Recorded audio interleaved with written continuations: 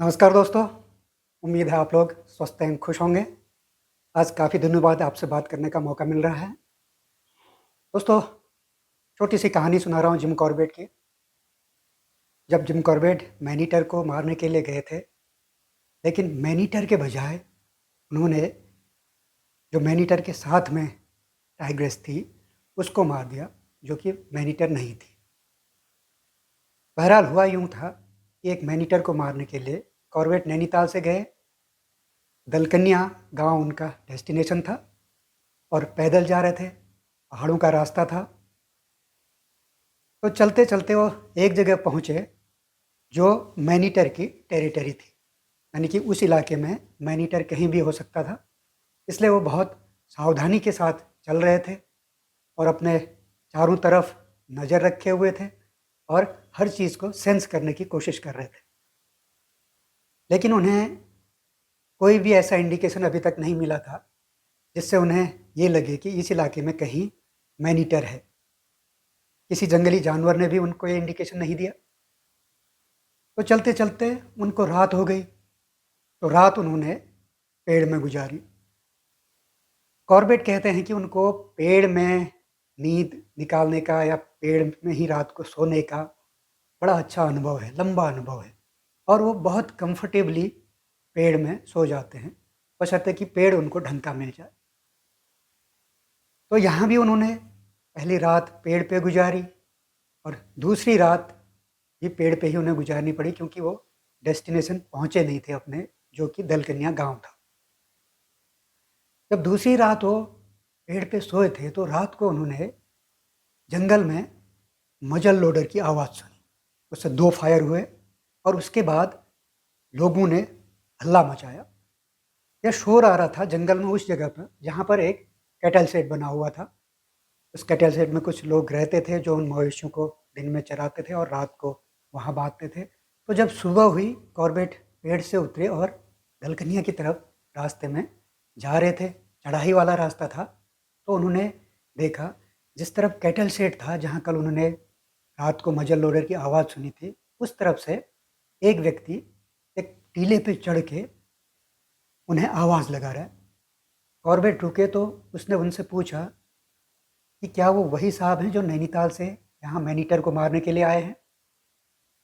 Corbett ने कहा, हाँ, वो वही हैं। तो उसने उन्हें बताया कि कल जहाँ पर कॉर्बेट खड़े हैं उसके पास में एक रेविन थी, एक घाटी टाइप की थी छोटी, जो पहाड़ों के बीच में जो पानी बहता है बरसात में, तो एक घाटी टाइप की बन जाती है छोटी। तो वहाँ पर उसके मवेशियों में भगदड़ मच गई थी और जब घर आके उसने उनको गिना तो उनमें से एक सफ़ेद रंग की गाय मिसिंग थी और उसे शक है कि ये वही टाइगर्स हैं जिनको उसने सुना था कॉल करते हुए, यानी कि 2 टाइगर्स थे।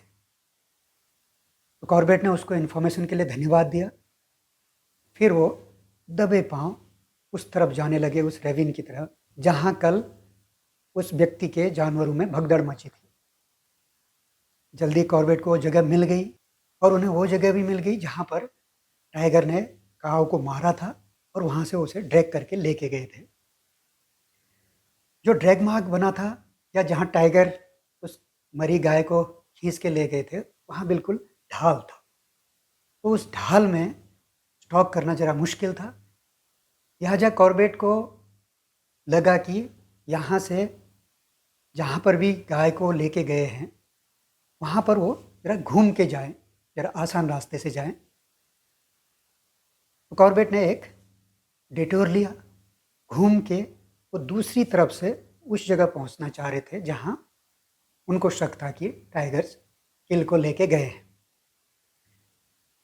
अब जिस रास्ते कॉर्बेट अभी जा रहे थे, उस वहाँ पर काफ़ी पेड़ थे, ऊँची घास थी, तो उनके लिए स्टॉक करना थोड़ा आसान हो रहा था। वो साए की तरह चल रहे थे, राइफ़ल उन्होंने बिल्कुल तैयार रखी थी हाथ में। धीरे-धीरे, धीरे-धीरे वो आगे बढ़ रहे थे, तो अचानक उन्हें गुर्राहट सुनाई दी। वो रुक गए और उन्होंने उस तरफ देखा जहाँ से गुर्राहट आ रही थी। उन्होंने देखा एक सफ़ेद रंग का पैर जानवर का हवा में लहराया और फिर नीचे चला गया।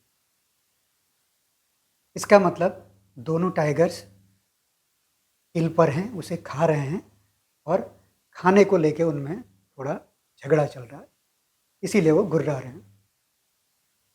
कॉर्बेट कहते हैं कि अब इस रास्ते और आगे बढ़ना ठीक नहीं था।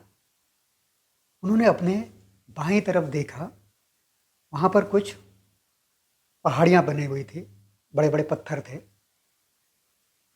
तो उन्हें लगा कि अगर वो घूम के उस तरफ चले जाएं तो शायद उनके लिए अच्छा रहेगा, क्योंकि जहाँ से वो खड़े हैं अभी, वहाँ से अगर वो आगे बढ़ के फायर करेंगे तो वहाँ पर टाइगर्स दो हैं, और अगर उन्होंने एक को मार भी दिया, दूसरा शायद उन पे अटैक कर देगा। कर भी सकता है, नहीं भी कर सकता है, लेकिन वो यहाँ पर बड़े डिसएडवांटेज में रहेंगे, क्योंकि उनके पास दूसरी गोली चलाने का समय नहीं रहेगा। लिहाजा उन्होंने तय किया कि वो साइलेंटली उन रॉक्स के पीछे से जाएंगे, उनका सहारा लेके तब वो देखेंगे और तब फायर करेंगे। तो कॉर्बेट नीचे झुके और रेंकते हुए उन रॉक्स तक पहुंच गए। उनके पीछे जाके उन्होंने एक बार फिर से अपनी राइफल को चेक किया और धीरे धीरे उठे।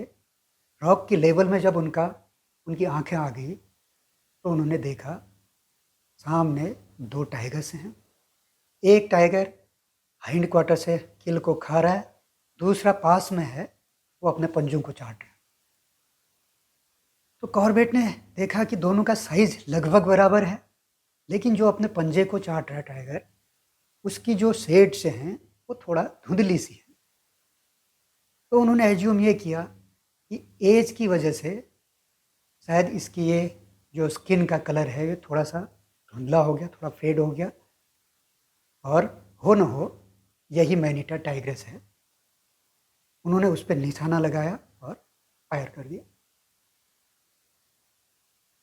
गोली लगते ही वो टाइगर गिर पड़ा और दूसरा जो है वहाँ से भाग गया। कॉर्बेट जब आगे आए, दूसरे पर उन्हें गोली चलाने का मौका नहीं मिला। उसके बाद कॉर्बेट अपनी जगह से खड़े हुए, उन्होंने एक पत्थर मार के इंश्योर किया कि वास्तव में ये टाइगर मर गया है। और जब पास में आके उन्होंने उसका इंस्पेक्शन किया तो बहुत ज़्यादा डिसअपॉइंटेड हो, क्योंकि जिसको उन्होंने मारा था वो एक्चुअली टाइग्रेस नहीं बल्कि उसका कब था, उसकी बेटी थी।